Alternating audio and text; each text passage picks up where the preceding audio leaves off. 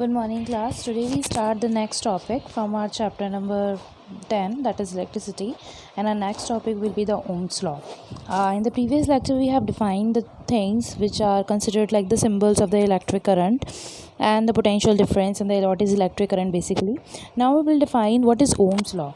Ohm's law is actually a relationship between the potential difference and the current. Mainly, it is defined as that the current flowing through a conductor is directly proportional to the potential difference between its and provided its temperature remains constant. So what does it mean? It means that these two quantities are always proportional, directly proportional to each other. That means if one quantity varies or increases, then other quantity eventually increases accordingly. Okay, and it variations happens with the changes has happened in the temperature also. Okay, and to just we can whenever we just apply here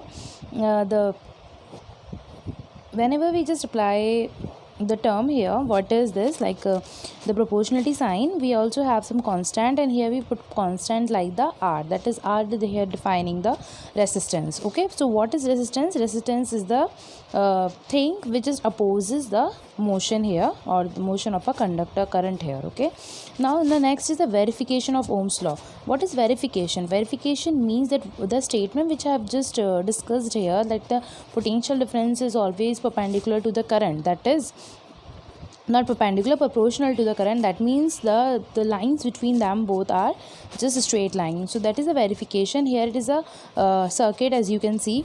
Here you can see here, I'm just taking a pen here to just defining it a proper way.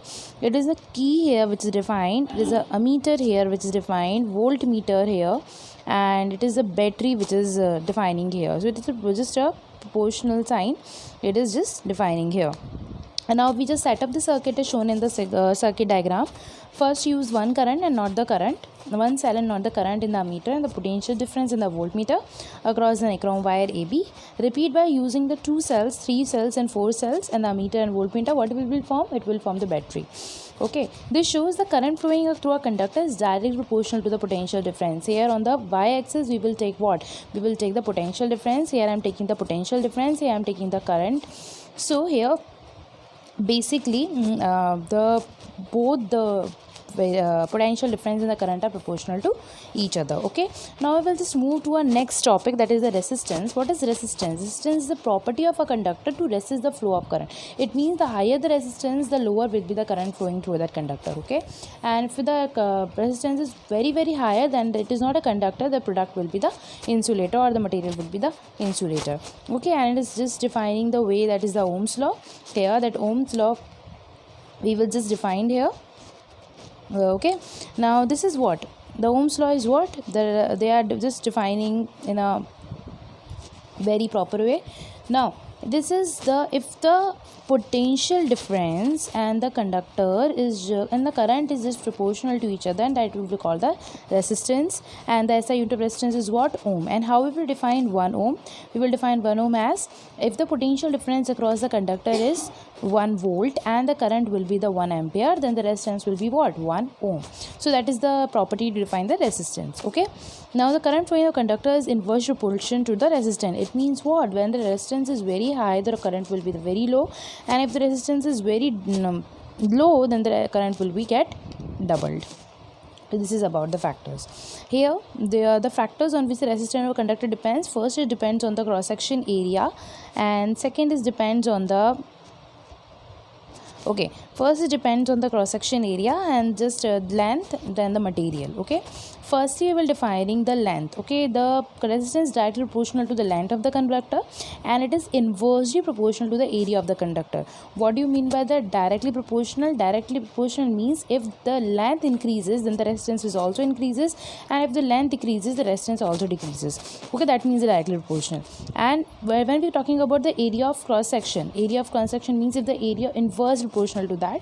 So if the area of cross section get halved, so it get doubled. So it is what the inverse proportion means, that what quantity is raised, that quantity will eventually decreases. Okay, then the third of the material of the conductor, then the material may be the gold, silver, and this vary by 1 by 1 by 1. Okay, now the rho here, it is a constant. When we just apply this in numerical values and the derivation value here, first this first property here defining just here you can see this first property, they are defining this resistance is directly proportional to the length, that is defining that is inversely proportional to the cross section of area. Then this, when we just convey this or just putting this together, it will formed as R is proportional to L upon A, and if just we remove the proportionality sign, it will come out as R is equals to rho 1 upon A.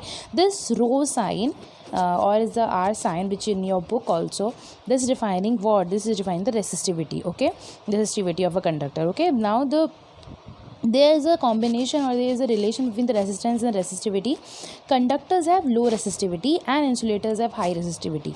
That means if the resistivity is low, then the conductivity is high, and if the resistivity is high, the conductivity will be very low. Okay, so the metals like gold and silver and metals and other iron, they have very low resistivity in the minus portion. So that is why the 10 to the power minus 8 ohm meter to 10 to the power minus 6 ohm meter, that is why these having the very good conductivity, and the rest and the other insulators like rubber, glass, etc., their resistivity are between 10 to the power 12 to 10 to the power 17 ohm meter, which is very high resistivity, and that is why the conductivity is very low. So that is his relation between both, okay, both of these. So this is about the Ohm's law and the resistant and the resistivity, and in the next lecture we will just discuss about the resistance in the series combination, the parallel combination, AC and DC generators.